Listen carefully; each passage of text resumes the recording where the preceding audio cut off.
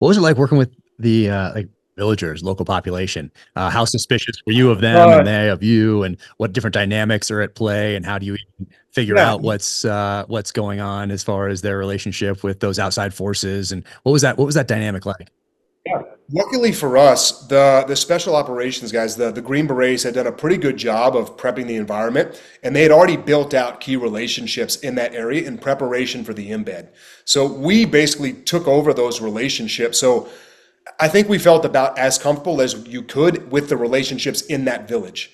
As you could, meaning you're never super comfortable. You never know, not because they're horrible people, but if someone comes to your house in the middle of the night and says, you're going to lob a grenade at your next training session with these Americans, because if you don't, I'm going to execute your family, that's a tough spot to be in. So we trusted them, but we only trusted them to a certain point. We never let our security down. Our posture was always very hard.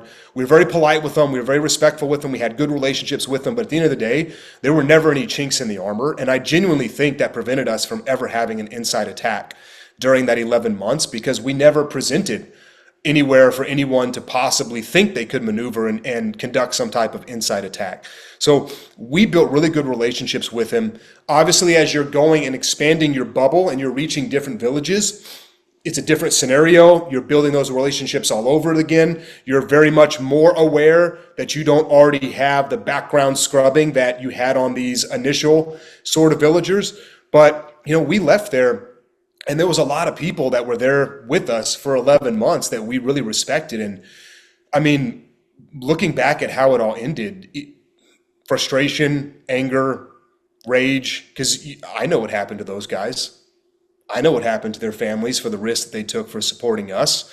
And I know what happened the second that we pulled out when that security bubble wasn't there for them. It wasn't a good thing. So getting to build relationships with them was amazing, and I would count a lot of those guys as lifelong friends, even though we haven't talked since we left Afghanistan. There's no real means of communication, but you can't spend 11 months with people like that, going into these different firefights and not build a certain level of mutual respect for each other. And then just to see how it all ended up was one of the most disgusting things I've ever Yeah. experienced. And you said 11 months. So people that are familiar with Navy deployments, naval special warfare deployments, about 6 months ish, give or take. And I forget, you guys left early and stayed late. Is that right? If my memory serves? Yeah, Because you had to get yeah, everybody yeah. on And to that some was sort of a schedule. And then after you, then it jumps back to six ish. Right? Yeah. Yeah, so they wanted to synchronize the East Coast and West Coast platoons to all be on a standardized 6-month rotation so that Team 10, Team 7 always deployed with each other. That way, if we're deploying to the same space, I work for Team 10, you work for Team 7, we can get to know each other, we can start building out relationships, maybe even get some mutual training between us because we know we're going to deploy together.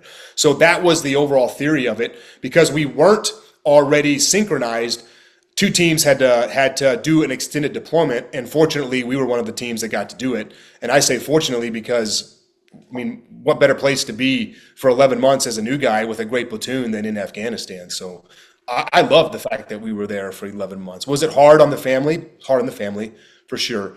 But I wouldn't trade 1 month of that experience. I And loved you it. had spring, summer, fall into winter. Is that Spring, summer, fall into winter, and then basically we turned over at the very beginning of okay? spring. Man, what was it like to spend that much time there and see those seasons shift? And did you notice any? Because when I was first on the way to Afghanistan, I got the bear went over the mountain. I got anything that I could get from like the Soviet kind of lessons learned type deal because it was earlier on. And I remember hearing fighting season, fighting season. That was like people said that, talking heads on the news said that, people in our leadership said that. So I went through bear went over the mountain and the bear anyway, the other one, and I wrote down the dates that everything happened, and I was like, oh, there's a lot happening here in the fall and winter as well, just by date. So when Yeah. everyone said fighting season, I was always like, yeah, ish, but things do happen. Like, don't expect to Yeah. go to Afghanistan in January and not have anything happen just because it's cold. Because there's some pretty significant engagements in those books from the Soviet experience that happened off season. What was your experience like throughout those different seasons? Very similar. Very similar. So things still happen in winter, but I think really the reason for us that winter was slower was not because of the season itself. Like the Afghan people are very conditioned to the winter. much more conditioned than the Americans are. I remember one day I was sitting up in November doing my turn of watch on top of our small base that we had. And I've got, my level 7, which is the biggest level of comfort, warmy gear that the military issues us. It's like the most high-speed warm gear you can get on the planet at that time. And I'm still cold. And then I'm watching these little Afghan kids run around with like a jacket and flip-flops playing soccer in the snow in a field. I'm like, oh, these people are very conditioned to this weather, more so than we are. So it wasn't so much the fact of the weather. We were given an area and we were told, clear the bad guys out of that area and then build security. By the time winter had rolled around, there were no bad guys left in that area. We had either killed them or we had pushed them out to the neighboring areas that were no longer in our purview. So, by that time, come winter time, things slowed down, but they didn't stop. What became a lot more apparent to us was they knew they weren't taking the territory back by force. So they started putting a lot of IEDs and different things in place. And luckily, by that point in time, we had a very robust network of these villages built out, and an IED would get placed. And thank goodness, before anybody could step on it or activate it, they would come and tell us, and we'd get a chance to go and take care of it because we had done our job building those networks and those relationships out. But you're right. There's a season, but it's a season-ish. Yeah.